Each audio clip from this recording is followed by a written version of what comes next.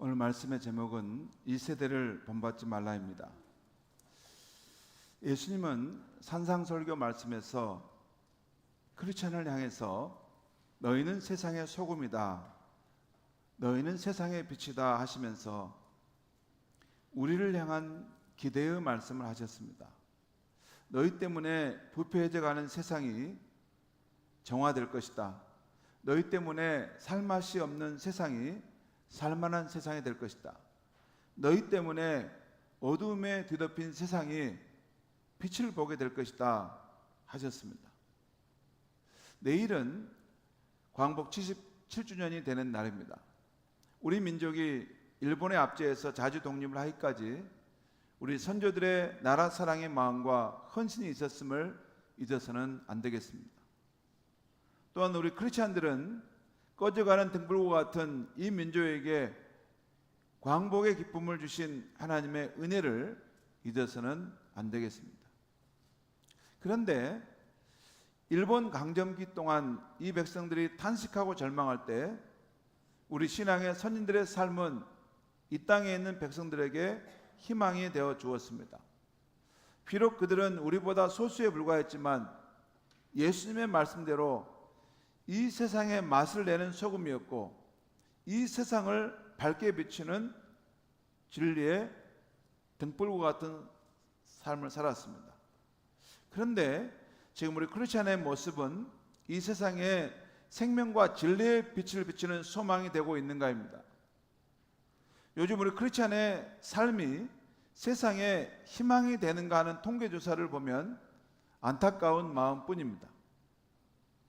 오늘 말씀은 바로 앞절인 로마서 12장 1절과 연결된 말씀인데요. 로마서 12장 1절 말씀은 구원받은 우리가 하나님 앞에 예배자로 살도록 하신 말씀이라면 너희 몸을 하나님이 기뻐하시는 거룩한 산 제사로 드리라 하는 말씀이라면 오늘 말씀은 구원받은 우리가 이 세상 속에서 어떻게 예배자로 살아가야 하는가를 말씀하고 있습니다. 로마서 12장 2절 말씀을 우리 한번 같이 읽겠습니다. 시작. 너희는 이 세대를 본받지 말고 오직 마음을 새롭게 함으로 변화를 받아 하나님의 선하시고 온전하시고 뜻이 무엇인지 분별하도록 하라. 오늘 말씀은 구원받은 우리가 이 세상에서 어떻게 예배자로 살아야 하는가를 말씀하는데요. 먼저 소극적으로 이 세대를 본받지 말라고 교훈하고 있습니다. 다음으로 적극적으로 오직 마음을 새롭게 함으로 변화를 받으라는 것입니다. 우리가 변화되는 삶이 필요한데 중요한 것은 마음이 새로워져야 되는 것입니다. 마음이 진정으로 심령이 가난한 자와처럼 한번 꺾여서 가난한 마음이 돼야만이 그 안에서 새 것이 나올 수 있습니다. 펄펄 살아있는 자기 자아를 가지고는 새로운 인생을 살 수가 없습니다. 하나님이 오셔서 우리 안에서 장막을 치시고 그 하나님이 다스리시는 세상이 시작될 때 그 사람 인생에 질서가 잡히고 평안의 삶이 있고 또 미래에 대한 인생의 길도 소망이 있는 것입니다. 내가 펄펄 살아있는 삶에는 그런 일이 일어나지 않습니다. 하나님이 도와줄 수가 없습니다. 우리 마음이 새로워지는 것이 필요한데 그것은 하나님의 영 성령을 우리가 진정으로 인정하고 그분 안에서 내가 죽어지고 그 예수님의 생명이 내 안에서 계속 나타나야 하는 것입니다. 자, 그래서 세대를 본받지 않고 우리가 마음이 새로워져서 변화가 되면 이 세대의 문화 속에서 하나님의 선하시고 기뻐하시고 온전하신 뜻이 무엇인지 분별하여 살아갈 수 있게 된다는 것입니다. 사실 오늘 말씀은 성경 전체에 걸쳐 하나님의 백성에게 주신 명령입니다. 그 세상 문화를 본받지 말고 너희는 내가 거룩한 것처럼 거룩하라 그 말입니다. 거룩한다는 것은 내가 이 세상과는 다른 차원의 존재인 것처럼 너희는 다른 방식으로 삶을 살아라 하는 것입니다. 먼저 하나님은 모세를 통해서 자기 백성에 이렇게 말씀하십니다. 레위기 18장 3절과 4절 말씀인데요. 한번 읽겠습니다. 시작. 너희는 너희가 거주하던 애굽 땅의 풍습을 따르지 말며 또 내가 너희를 인도할 가나안 땅의 풍속과 규례도 행하지 말고. 여기 보면 애굽 땅의 풍속, 또 앞으로 가게 될 가나안 땅의 풍속, 이 풍속을 따라 살지 말라는 것입니다. 그 유행을 따라 살지 말라는 것입니다. 4절 말씀 또 읽겠습니다. 시작. 너희는 내 법도를 따르며 내 규례를 지켜 그대로 행하라. 나는 너희 하나님 여호와이니라. 또한 예수님은 산상설교 말씀에서 외식하는 자들과 이방인들의 잘못된 경건에 둘러싸여 있는 제자들에게 너희는 그들을 본받지 말라라고 마태복음 6장 28절에서 말씀하십니다. 그리고 사도 바울도 오늘 말씀에서 너희는 이 세대를 본받지 말고 오직 마음을 새롭게 함으로 변화를 받으라라고 말씀하셨어요. 오늘 아침에는 너희는 이 세대를 본받지 말라는 말씀을 중심으로 살펴보려고 합니다. 신약 성경을 보면 이 세대는 악한 세대, 또 어그러진 세대, 또 지나가는 세대임을 말씀하고 있어요. 존 스토트 목사님은 제자도라는 책에서 우리 크리스찬은 주변 세상에 대해 이중적인 책임을 가진다고 말씀합니다. 하나는 우리는 세상 문화에 오염되지 말아야 한다는 것입니다.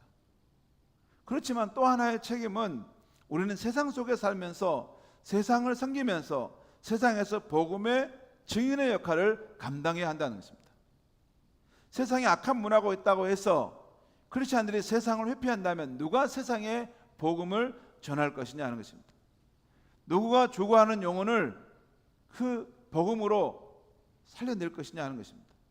예수님도 죄악 많은 세상 속으로 들어오셔서 죄인들과 함께 하셨고 죄인들에게 복음을 전하고 그들을 생명의 길로 인도하셨습니다.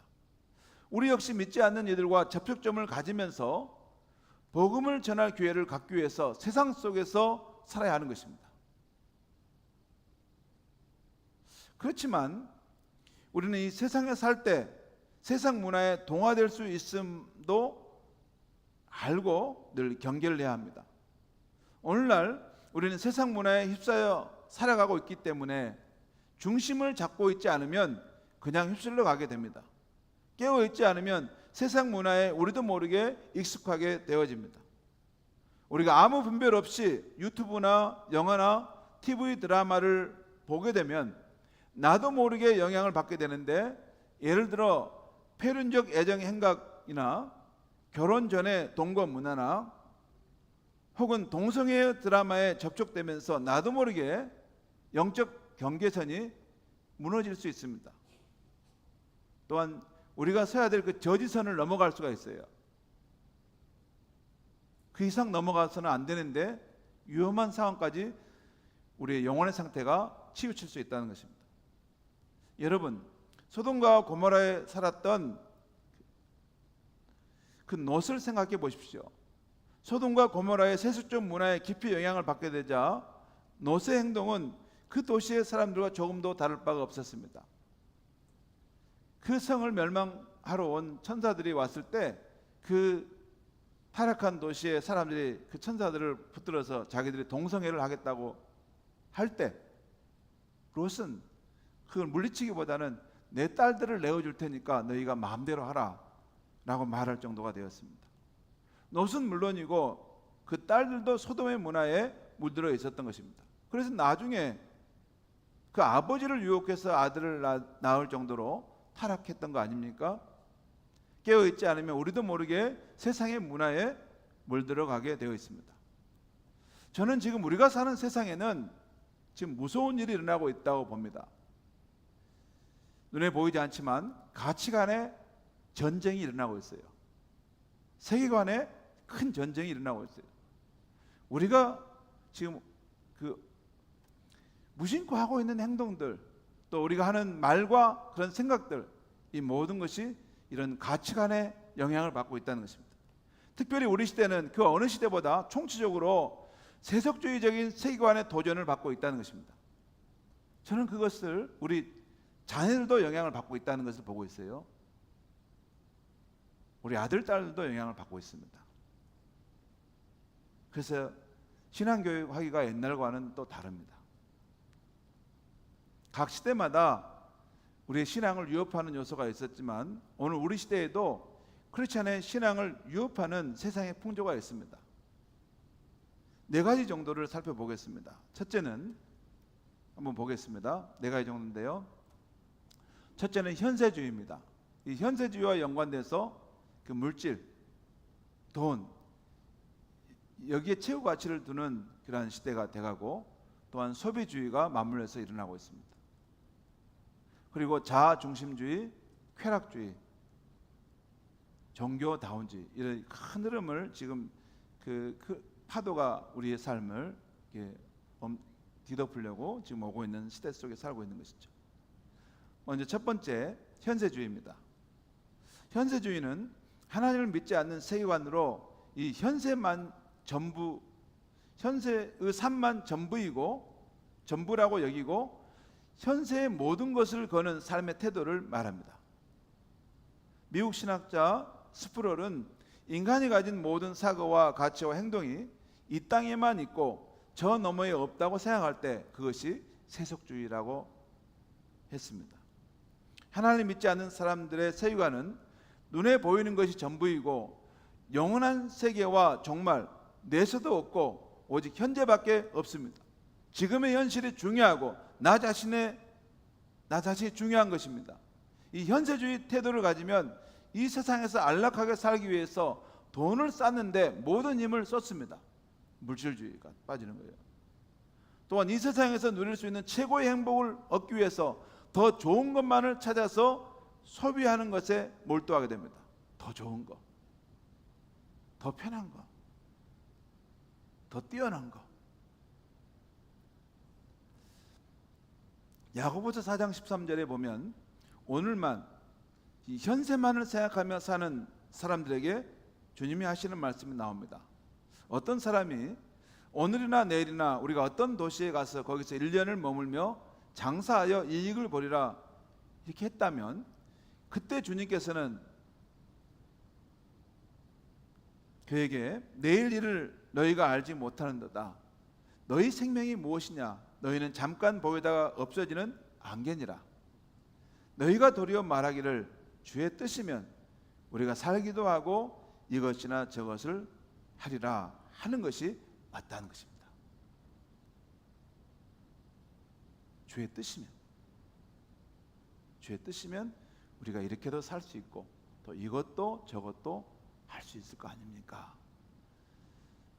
현세 삶을 살 때도 주님의 뜻을 따라 살아가는 그 삶이 맞다는 것입니다.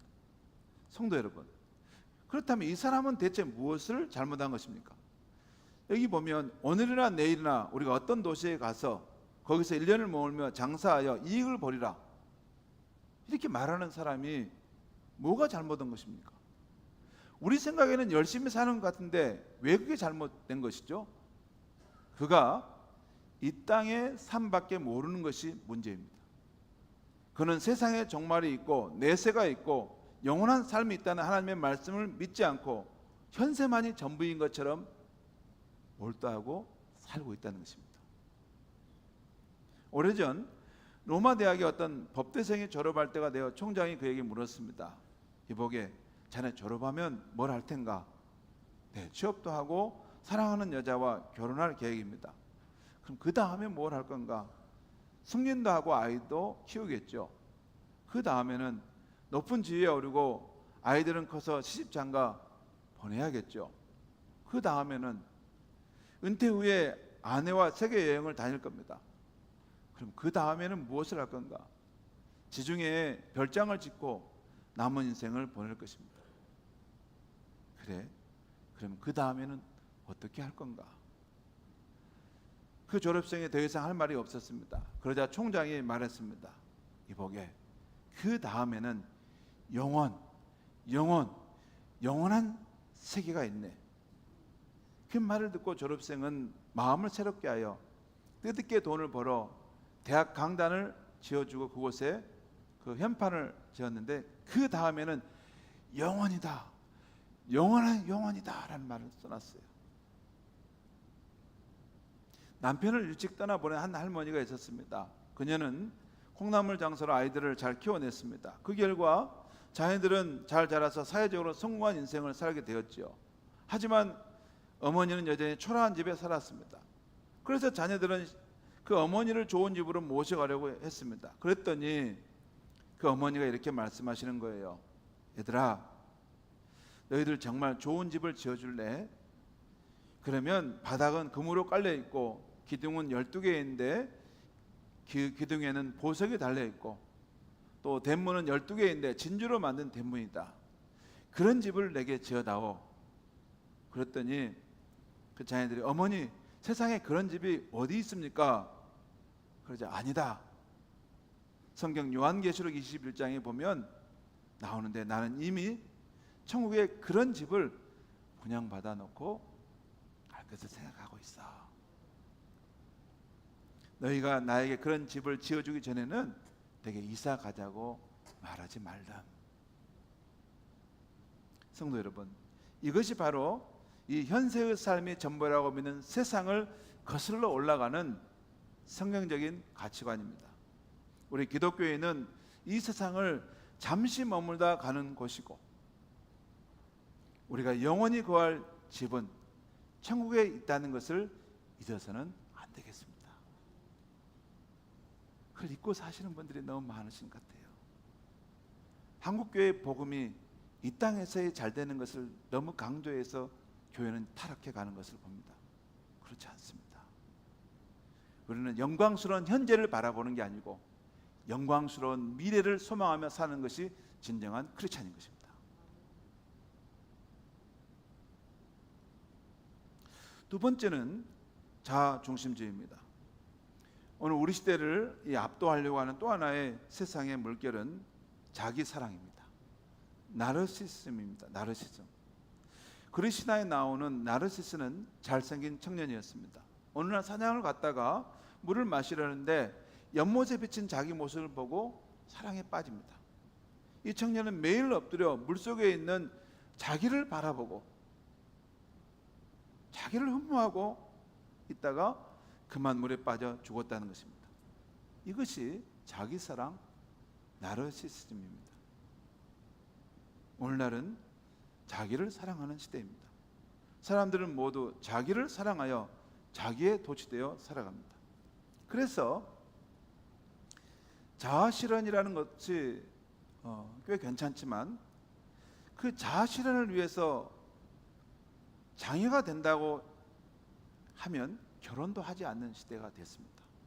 또 결혼한다고 해도 불편하면 아이를 낳지 않으려고 합니다. 아이는 자아실현을 하는데 최대의 장애물이라고 생각하는 것입니다. 왜 내 인생을 허비하고 희생하면서까지 결혼해서 아이를 낳아야 하는 것이냐는 거죠. 그런데 여러분, 이것이 성경적인 가치관입니까? 그런 것은 성경은 모릅니다. 이런 자아중심주의는 이 세상이라는 이 세속주의가 우리에게 지금 몰고 오고 있는 그러한 가치관인 것입니다. 예수를 믿고 따른 우리는 무조건 자기 사랑만 주장해서는 안 됩니다. 하나님께서 예수 그리스도 안에서 새로운 피조물이 되게 하신 그 자기를 긍정하는 것은 맞지만 자아가 중심이 돼서 세상 풍종을 따르는 옛사람의 본성에 대해서는 자기를 날마다 부인하고 살아야 하는 것입니다. 여러분, 가정이 왜 혼돈스럽습니까? 직장이 왜 혼돈스럽습니까? 시퍼렇게 살아있는 그 자기의 모습을 가진 사람들이 많기 때문에 그 분쟁이 있고 갈등이 있는 것입니다. 보면 그런 일을 꼭 그렇게 안 해도 아무 상관없습니다. 그런데 그걸 고집을 피우고 주장합니다. 여러분, 하나님 나라가 임하면 제일 먼저 제거돼야 될 첫 번째가 나입니다. 나. 내가 시퍼렇게 살아있는 곳에는 하나님 나라가 임할 수 없는 것입니다. 그렇지 않겠습니까? 어떻게 두 나라가 충돌하는데 거기 있겠어요? 그러죠? 시퍼렇게 살아있는 주권이 여기도 있고 하나님의 주권도 있는데 이게 살아있는 거예요. 그러면 갈등하고 분쟁이 있는 것입니다. 더 큰 만왕의 왕이시고 우주의 왕이신 분이 우리 가운데 오신다면 우리는 그분의 뜻에 순복하는 것이 맞습니다. 그럴 때 진정한 평화가 일어나고 그럴 때 진정한 생명의 능력이 나타나는 것입니다. 가정에서도 내가 시퍼렇게 살아있는 한 그 가정은 다 통지박산이 나는 것입니다.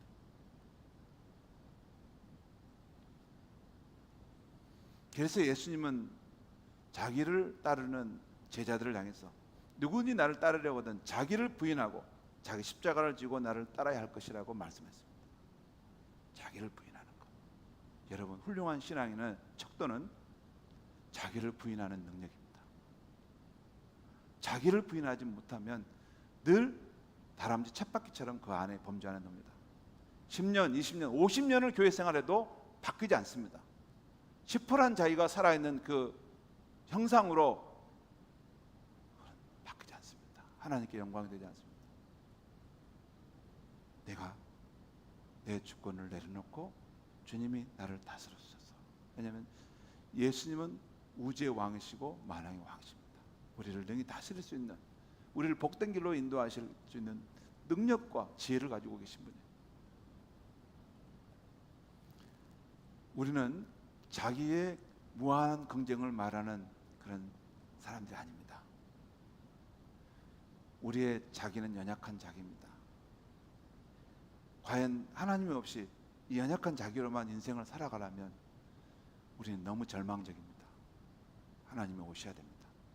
하나님 우리 삶에 주님이 되셔서 우리를 다스려 주셔야만이 우리 안에 진정한 하나님의 나라 천국이 이루어지게 되는 줄 믿습니다. 세 번째는 쾌락주의입니다. 오늘날 거세게 밀려오는 온 세상의 또 하나의 풍조는 쾌락주의입니다. 쾌락주의도 모든 가치 기준이 개인의 만족에 맞춰져 있습니다. 현재 문명의 발달은 우리의 삶을 더욱더 편리하게 해주어서 쾌락주의를 더욱더 가속화시켜 가고 있습니다. 여러분 그렇지 않아요? 우리 전자제품이라든가 우리 가전제품, 우리 삶에 너무 편리한 것들이 너무 많아져 가지고 점점 더 편하게, 점점 더 내 만족이 되는 쪽으로 그것을 찾지 않습니까? 요즘 돈만 있으면 인터넷 쇼핑몰에서 뭐든지 살 수 있는 시대입니다. 제가 우연히 인터넷 쇼핑몰이 이렇게 제 컴퓨터 화면에 쫙 펼쳐지는데, 와, 이게 계절에 관계없이 정말 맛있는 음식이 막, 과일들이 더 많고, 또 클릭하니까 너무 맛있는 그런 산의 진미들이 막 다 이렇게 펼쳐지는 거예요. 그리고 클릭하고 돈만 내라는 거예요. 돈만 내면 주겠다는 거예요.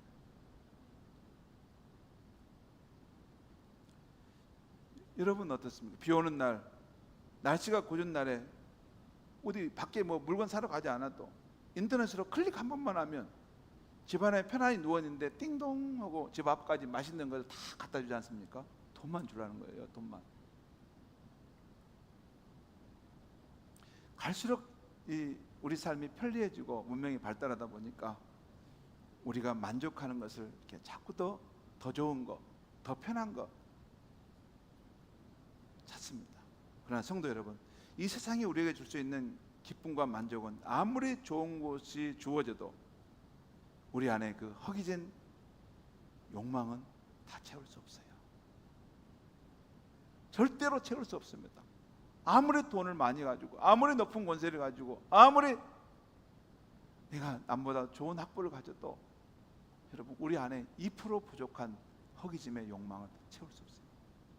그것은 창조자 하나님이 우리 마음속에 임하셔야만이 만족이 될 수 있는 것입니다. 너무 큰 그 뻥 뚫린 공간이기 때문에 하나님께서, 영의 아버지이신 하나님께서 우리 마음에 성령으로 오셔서 내가 너와 함께한다 할 때만이 우리 마음에 그 만족감이 가득 채워지는 줄 믿습니다. 여러분 잠언 14장 13절 이런 말씀이 있어요. 웃을 때에도 마음에 슬픔이 있고 즐거움의 끝에도 근심이 있느니라. 이게 세상 기쁨의 모습인데, 세상 기쁨은 웃고 있는데도 그 안에 슬픔이 서려 있다는 것입니다. 세상의 즐거움은 즐거운데도 그 끝에 근심의 자락이 물려 있다는 것입니다. 그렇습니다. 참된 만족과 기쁨은 하나님 안에서만 있는 것이죠. 그래서 요한 1서 2장은 이렇게 말합니다. 이렇게 말씀해요. 이 세상이나 세상에 있는 것들을 사랑하지 말라.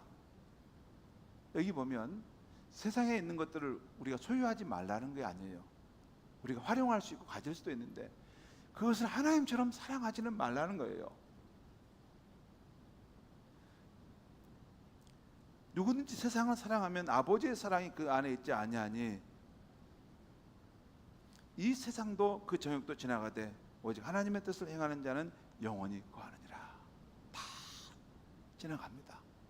세월의 흐름과 함께 다 사라져가고 쇠락해가고 쇠퇴져 갑니다. 거기에 우리 마음을 다 쏟아부으면 나중에 너무 쓸쓸하고 허망한 인생이 된다는 것이죠. 그러므로 우리는 세상의 쾌락을 절제하고 하나님의 말씀 안에서 영원한 기쁨을 누리는 삶을 살아야 하겠습니다. 절제해야 돼요. 절제. 그만. 쇼핑할 때도 그만해야 됩니다. 끝없이 찾아가서 다 하면 마음에 공허함과 쓸쓸함만 남아요. 이 시간 너무 아까워 다 써버렸구나. 네 번째는 종교다운주의입니다. 종교다운주의는 기독교만이 유일한 구원의 길이라고 하는 말을 받아들이지 않는다는 것입니다. 지금 세상은 기독교에서 말하는 절대 진리를 받아들이지 않습니다. 그러면서 사람들은 절대를 상대주의로 바꾸어 버렸습니다. 그러나 절대자 하나님의 존재를 부정하면 인간의 방종을 막을 길이 없습니다. 절대적 진리를 부정하게 된 세상은 모두 자기 마음대로 살라는 것입니다. 이제는 누가 무슨 짓을 하든지 그것을 함부로 죄라고 규정해서도 안 되고 존중해 줘야 한다는 것입니다. 동성애를 하든지 그가 동성 결혼을 하든지 간섭하지 말라는 것입니다. 그것은 개인의 성적 취향이기 때문에 존중해 줘야 한다는 것입니다. 동성애에서 동성끼리 결혼해서 살고 여성과 여성이 결혼하고 남성과 남성이 결혼해서 살고 막 그런 사람들이 우리 여러분의 옆집과 앞집 막 가 있고 그러면 앞으로 그런 세상의 문화는 어떻게 되겠습니까? 아마 너무 정신적으로 혼돈스러운 상황이 펼쳐질 것 같아요. 그 상대주의로 바뀌어버리니까 그렇게 되는 거예요. 절대 진리가 없다는 거예요. 그러니까 진리의 기준은 인간이라는 거예요. 내가 좋으면 내가 좋은 대로 가면 된다는 거예요. 왜 내가 좋은데 당신이 내가 막느냐는 거예요. 세상이 고통스러운 세상에 가는 거죠. 요즘에는 다른 사람에게 예수를 믿으라고 하는 전도도 하지 말라고 하는 시대입니다. 요즘 기독교 미션스쿨에서 어려움을 겪는 것이 기독교적 가치를 따라 교육하지 못하게 하는 법을 국회가 만들려고 한다는 것입니다. 앞으로는 우리나라도 전도하지 못하게 하는 법을 만들 날이 올지도 모릅니다. 모두 다 자기가 좋아하는 대로 해야 되지 왜 당신이 전도를 합니까? 왜 복음이라고 해서 남에게 전하는 것입니까? 그렇게 될 수도 있습니다. 아마 이슬람 그런 믿는 사람들이 들어오고 자꾸 세상이 동성애 이렇게 더욱더 혼돈스러워지면 인간의 자유를 위해서 뭐든지 다 할 수 있다는 선까지 가지 않겠습니까? 그러나 성도 여러분, 예수 그리스도만이 유일한 구원의 길이라는 주장은 우리가 만들어낸 것이 아닙니다. 예수님께서 친히 하신 말씀입니다. 요한복음 14장 6절 말씀에 예수께서 이르시되 내가 곧 길이요 진리요 생명이니 나로 말미암지 않고는 아버지께로 올 자가 없느니라. 이것은 우리 인간이 죄인인 인간이 하나님께 나아갈 때 오직 길이요 진리요 생명 대신 예수님을 통해서만이 하나님께 나가서 구원받을 수 있다는 것입니다. 예수님이 하나님께 우리가 나가 구원받을 수 있는 유일한 그 구원을 이루어지는 그런 중보자라는 것입니다. 그래서 사도행전 4장 12절은 이렇습니다. 다른 이로서는 구원을 받을 수 없나니 천하 사람 중에 구원을 받을 만한 다른 이름을 우리에게 주신 일이 없습니다. 이건 베드로 사도가 사람들 앞에 예수님을 증언할 때 한 말씀입니다. 다른 일은 없다. 하나님이 우리에게 주신 구원을 위하여 보내신 분은 그 아들 예수님이시다는 거예요. 성도 여러분, 우리 크리스찬은 모든 것을 관용할 수 있지만 구원의 진리는 타협할 수 없습니다. 우리는 다 내줄 수 있어요. 다 내줄 수 있습니다. 하지만 구원의 진리는 타협할 수 없습니다. 왜? 그게 기독교의 본체이기 때문에. 우리의 구원자 예수님은 단지 위대한 성인 정도가 아닙니다. 부처님이나 공자님이나 마호멧, 그분들이 위대한 성인이었다고 하는데 우리 예수님은 그 이상입니다. 예수님은 우리를 구원하기 위해서 육신을 입고 오신 창조주요 만물의 주인이신 하나님이신 것입니다. 여러분, 예수님은 그 육신 속에 태초에 말씀으로 이 모든 만물을 창조하셨던 그분이 육신을 입고 이 땅에 오신 분이 바로 예수님이십니다. 그래서 예수님의 십자가의 죽음은 효력이 있는 것입니다. 예수님이 아무리 의로운 사람이라 하더라도 한 인간에 불과했다면 한 사람의 죄는 대속할 수 있지만 오고 오는 모든 사람의 죄를 대속할 수 있는 그 보혈의 능력은 나타낼 수 없는 것입니다. 예수님이 그 피가 모든 인류, 그를 믿는 인류를 구원할 능력이 있다는 것은 예수님은 하나님의 아들로서의 그 피를 흘리신 것입니다. 인간의 피를 뛰어넘는, 그래서 그를 믿는 자들을 능히 죄로부터 구원하고 하나님과 화해를 이루고 하나님 나라에 들어가게 하는 능력의 피가 되는 것입니다. 여러분, 부처님이나 공자님이 피를 흘리셨다는 거 들으셨어요? 그런 거 없죠. 그냥 가르쳤을 뿐이지 무엇을 우리에게 생명의 피를 주신 것은 아닙니다. 성도 여러분, 유럽 교회는 이 기독교의 고유성을 잃어버리고 여러 종교의 하나로 전락하면서 지금은 세상 속에 동화되어 몰락해가고 있습니다. 여러분, 기독교의 타락이란 다른 것이 아닙니다. 세상의 유일한 구원자이신 예수님을 교회가 포기하는 것입니다. 포기하면 세상에 동화되어 버리는 것입니다. 그리고 크리스천의 타락이란 무슨 중대한 범죄를 짓는 게 아닙니다. 여러분, 교회가 무슨 중대한 죄를 짓으니까 크리스천이 타락했다? 교회가 타락, 그게 아니에요. 단순합니다. 세상의 문화에 서서히 동화되어 버려가지고 세상과 교회가 구별이 안 되는 것입니다. 차이가 없는 거예요. 그게 교회의 타락인 것입니다. 분명히 우리를 세상의 빛으로, 세상의 소금으로 우리를 불러주셨구만, 세상의 빛, 소금이커녕 세상이 볼 때도 그 정도면 내가 믿는 신은 난 안 믿겠다라고 하는 그 정도로 전락해버린 것입니다. 우리는 지금까지 크리스천의 신앙을 위협하는 우리 시대의 세상 풍조를 네 가지를 살펴보았습니다. 현세주의, 자기중심주의, 쾌락주의, 종교다운주의. 앞으로 이런 세상의 풍조는 우리의 민족을 쇠락하게 하고 우리의 신앙을 무력하게 하는 파도로 더욱 거세게 밀려올 것입니다. 여러분, 제가 예언하는데 우리보다 우리 후손들이 그 어마어마한 그 물결의 흐름을 받아서 살아가야 돼요. 저는 그걸 생각하면 눈물이 나와요. 우리가 가지고 있는 신앙으로도 이 세상을 맞서서 싸기가 쉽지 않은데 우리 자녀들이 정말 연약한 신앙을 가지고 있는데 앞으로 밀려오는 이 세상의 거센 파도 앞에 어떻게 그 신앙을 지켜낼 수 있을까? 우리 교사들 정말 열심히 가르쳐야 되고 우리 부모님들 정말 우리 자녀들에게 살아있는 하나님에 대한 신앙을 잘 전해줘야 합니다. 사랑하는 성도 여러분, 내일은 강복 77주년을 맞는 날인데요, 우리 크리스찬의 나라 사랑의 길이 무엇일까요? 먼저 이 시대의 풍조의 흐름을 잘 분별해내야 하는 것입니다. 이 시대가 지금 어느 시대로 흘러가는가, 어떤 세상의 파도가 밀려오는가를 간파해야 됩니다. 그리고 우리 크리스찬은 세상의 소금과 빛으로 부름받았음을 알아서 세상의 잘못된 문화의 흐름을 거슬러서 살아가야 하는 것입니다. 거슬러서. 그리고 혼자는 어려우니 서로 힘과 격려가 되어줘야 합니다. 우리끼리 하나님을 믿는 신앙을 가진 우리끼리 서로 힘을 결집을 해야 되는 거예요. 스크럼을 짜야 되는 거예요. 그래서 교회 안에 무슨 단합되어 모임을 갖는 것을, 여러분, 그 모임을 깨려고 하는 것은 바람직하지 않습니다.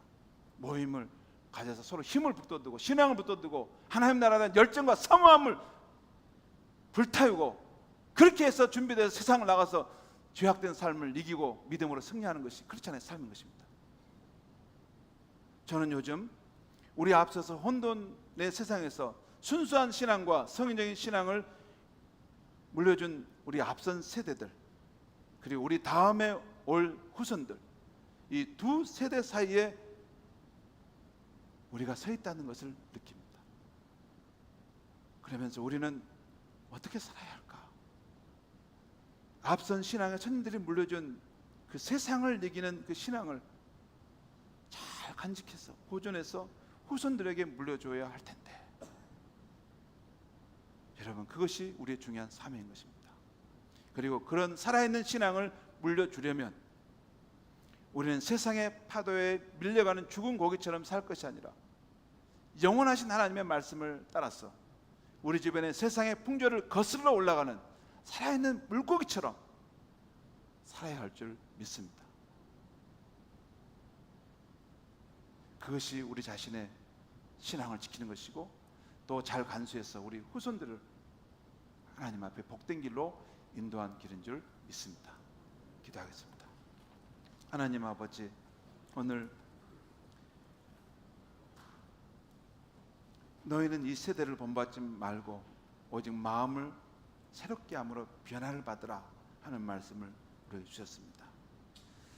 하나님 아버지, 광복 77주년을 맞았는데 이 나라의 이 정치 상황, 사회, 경제, 영적인 모든 상황은 혼돈의 상황 속에 있습니다.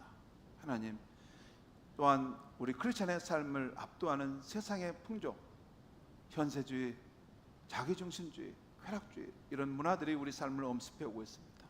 하나님 아버지, 우리에게 성령 충만함의 은혜를 더하여 주셔서 이 세상의 이 파고를 맞설 수 있게 하시고, 우리 하나님 나라 백성답게 이 세상에 하나님의 선한 영향력을 나타내는 빛과 소금의 삶을 살아갈 수 있게 하여 주시옵소서. 우리 자신과 우리 후손들의 이 귀한 신앙의 유산을 물려받아 주님 오시는 그날까지 온 열방 가운데 살아있는 예수 그리스도의 생명의 복음을 증거하며 또 세상을 살리는 생명의 사람들이 될 수 있게 하여 주시옵소서. 예수님의 이름으로 기도하옵나이다. 아멘.